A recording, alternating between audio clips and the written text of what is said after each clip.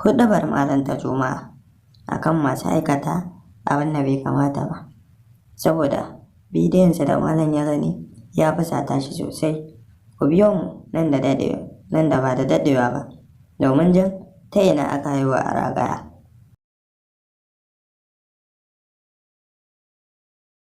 Arewa Plus, idan har yau ka fara zuwa gidan TV nan namu mai albarka, ka danna mana subscribe, kana ka danna alamar ƙararrawa domin sani da zarar mun ɗora.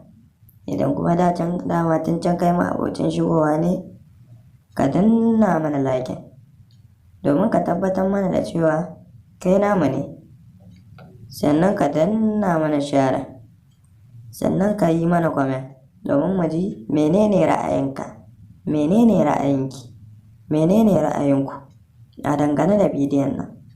Wallahi ɗan wuta ne duk wanda ya kasance yana saɓawa Allah, ɗan wuta ne, musamman ma a ce ba musulmi ba ne.